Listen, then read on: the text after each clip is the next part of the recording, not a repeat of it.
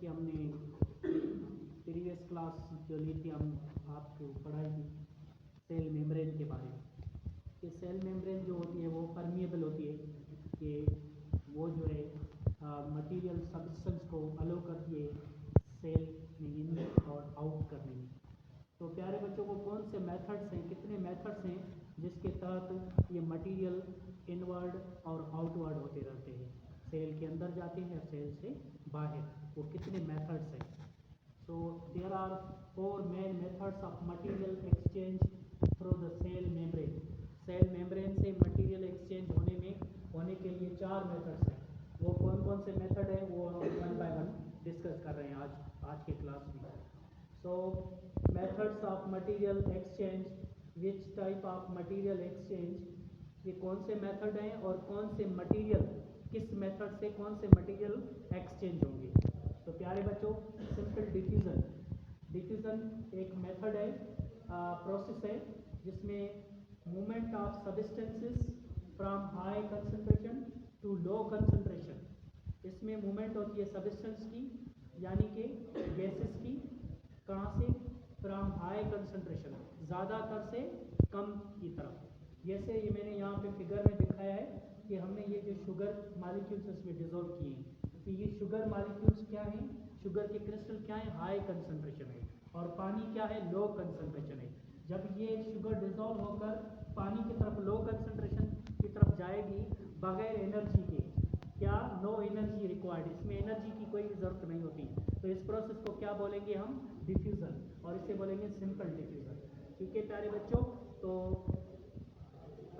Examples हैं, इससे oxygen भी ऐसे हो सकती है, कार्बन डाइऑक्साइड, और simple lipid soluble substance, lipid भी और सॉल्युबल सब्सटेंस भी। So also moves small and non polar molecules, छोटे और नॉन पोलर मॉलिक्यूल्स भी इस तरीके से मूव करते हैं, किस तरीके से, सिंपल डिफ्यूजन की तरह मदद से। और डिफ्यूजन हम डेली लाइफ में एग्जांपल्स हमने बहुत सारे पढ़े, जैसे फ्लावर है, रेड रोज है, उसकी खुशबू आपकी तरफ आती है, कौन सा प्रोसेस है, डिफ्यूजन होता है। हम रूम में परफ्यूम करते हैं स्प्रे, तो ये स्लो स्लो उसकी फ्रेगनेंस जो है फैल जाती है, कौन सा प्रोसेस होता है, डिफ्यूजन। तो डिफ्यूजन 2 टाइप की होती है, गैस की गैस में डिफ्यूजन होती है और लिक्विड की लिक्विड में भी होती है।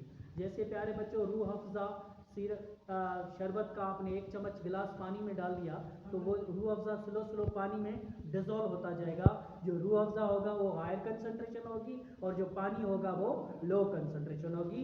तो हाई कंसंट्रेशन से लो कंसंट्रेशन का किसी चीज़ का फैलना, उसकी तरफ जाना without use of energy, the process is called diffusion. तो हमारी सेल मेम्ब्रेन में भी इस तरीके से होता है कि कुछ लाइट मॉलिक्यूल, हल्के मॉलिक्यूल हाई से लो की तरफ, अगर उसकी कंसंट्रेशन हमारे सेल के अंदर लो है और बाहर ज़्यादा है, तो वो बाहर से अंदर की तरफ मॉलिक्यूल्स आएंगे, किस प्रोसेस की मदद से, डिफ्यूजन की मदद से। प्यारे बच्चों, अब हम दूसरा प्रोसेस पढ़ने जा रहे हैं, फैसिलिटेटेड डिफ्यूजन। तो वर्ड फैसिलिटेट से मकसद क्या है, किसी को फैसिलिटी देना, किसी को सहूलतकार किसका बन जाना। तो हम सेल मेम्ब्रेन में कुछ ऐसे प्रोटीन्स होते हैं, कुछ ऐसे मॉलिक्यूल्स होते हैं जो आने वाले मॉलिक्यूल को फैसिलिटी प्रोवाइड करते हैं, सहूलत प्रोवाइड करते हैं। तो movement of substances from high diffusion, प्यारे बच्चों, फैसिलिटी देना, किसी को सहूलतकार किसी का बन जाना। तो हमारे सेल मेम्ब्रेन में कुछ ऐसे प्रोटीन्स चैनल्स होते हैं, रास्ते होते हैं, प्रोटीन कैरियर्स होते हैं जो किसी मॉलिक्यूल को आने के लिए सहूलत प्रोवाइड करते हैं, उनको हेल्प करते हैं कि आओ भाई इस रास्ते से चलेंगे तो इजीली पहुंच जाएंगे। इस किस्म की डिफ्यूजन को हम फैसिलिटेटेड डिफ्यूजन कहते हैं। ये भी वही है, higher concentration to lower concentration, किसी सब्सटेंस का जाना। लेकिन उसमें और इसमें फ़र्क क्या है, उसमें कहीं से भी आ सकते हैं, कोई भी रास्ता अपना सकते हैं, लेकिन इसमें रास्ता कौन करेगा, स्पेशल प्रोटीन्स चैनल्स देंगे, उसकी मदद से वो molecule easily in the help करेंगे उसको। ओके, आपकी प्यारे बच्चों, in the membrane, so no energy required, इसमें भी एनर्जी रिक्वायर्ड नहीं होती। एग्जाम्पल्स क्या है, glucose and ions moves large or charged molecules with the help of protein इस प्रोटीन जो होते हैं ना वो चैनल्स, उसकी मदद से ग्लूकोज और आयंस और बड़े मॉलिक्यूल्स मूव होते हैं higher concentration to lower concentration. जैसे बड़े मॉलिक्यूल ग्लूकोज हो गया, अमाइनो एसिड्स हो गए, आयंस हो गए। अगर आयंस की बात करी जाए तो कौन से ion? Sodium ion, potassium ion और क्लोराइड आयन। थर्ड जो प्रोसेस है जो हमारी सेल मेम्ब्रेन की मदद करता है मटेरियल को मूवमेंट करवाने में, वो है ऑस्मोसिस। ऑस्मोसिस को सिंपली आप कह सकते हैं मूव्स ओनली वाटर, कि ये सिर्फ और सिर्फ पानी को मूव करने में हेल्प करता है। So movement of water molecules from higher water concentration to low water concentration through a semi permeable membrane. Semi permeable membrane means ऐसी मेम्ब्रेन जो थोड़ी किसी चीज को अलो करे, थोड़ा पास करने की। परमानेंट या कंप्लीट परमिएबल नहीं, semi permeable membrane. Okay, semi means half, permeable mean permission देना, हाफ को परमिशन देना। ओके, सो लो एनर्जी रिक्वायर्ड, इसमें भी एनर्जी रिक्वायर्ड नहीं है। तो प्यारे बच्चों, जो पीछे दो हम प्रोसेस पढ़कर आए उसमें था कि low concentration, higher concentration to lower concentration, लेकिन इसमें उलट है, movement of water molecules from higher to lower. Same ही है, वो भी हायर था लोअर था, वो भी हायर था लोअर था, वेरी सॉरी, ये तीनों प्रोसेस सेम ही है। इसमें भी नो एनर्जी रिक्वायर्ड, बट उसमें कुछ भी सब्सटेंस हो सकती है, कोई भी सब्सटेंस हो सकती है, इसमें सिर्फ और सिर्फ वाटर मॉलिक्यूल्स हो सकती है, higher concentration to lower concentration. So example only इसका है वाटर मॉलिक्यूल। ओके, अब हम दूसरे प्रोसेस की तरफ आते हैं, एक्टिव ट्रांसपोर्ट की तरफ। एक्टिव ट्रांसपोर्ट लो से हाई, ये जो है उलट प्रोसेस है कि हमने लो से हाई, जहां पे पहले ही वाटर मॉलिक्यूल्स या कोई भी सब्सटेंस पहले ही ज्यादा है फिर भी उसकी तरफ लेके जाना है, तो प्रोसेस मसला तो होगा। आपको पता है कि हम जब टैंकी फुल करते हैं घर में पानी के लिए, तो मोटर के बगैर ऊपर पानी जाता है? नहीं जाता। क्यों? तो वो हायर पोटेंशियल है और हम जो है वो पानी लो से लेकर जा रहे हैं ऊपर, तो एनर्जी दरकार होती है, इलेक्ट्रिसिटी चाहिए, हमें मोटर चाहिए।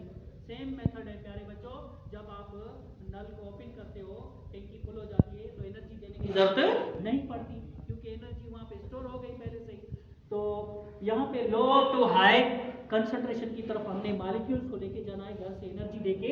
सो movement of substance from low to high concentration against concentration gradient.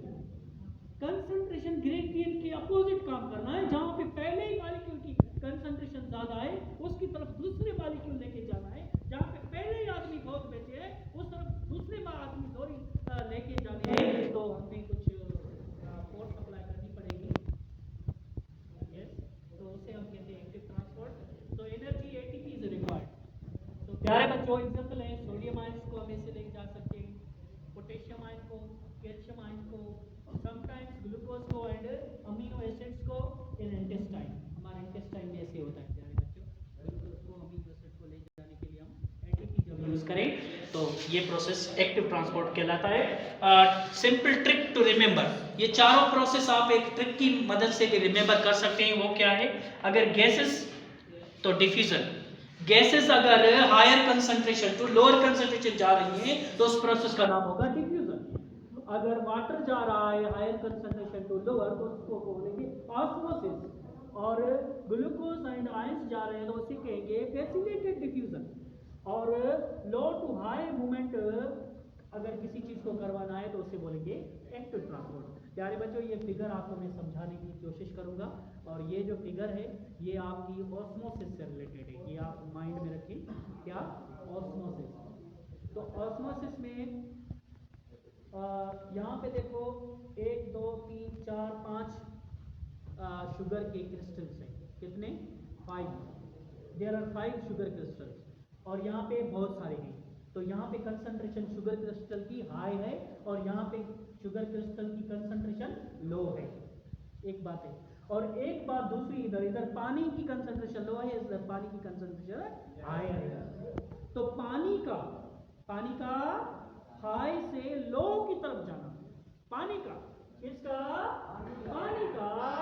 High से लो की तरफ जाना, उसे ऑस्मोसिस बोलते हैं प्यारे बच्चों। तो ये पानी देखो बिफोर और आफ्टर, पहले भी 5 मॉलिक्यूल्स थे, अभी भी 5 मॉलिक्यूल है किसके, ग्लूकोज के। लेकिन यहाँ पे पानी इतना था, अब यहाँ पे पानी इतना जाकर बचा है, तो ये पानी कहाँ हो गया, ये उस तरफ चला गया है। तो पानी का ज्यादा से कम की तरफ जाना ऑस्मोसिस कहलाता है। Thank you.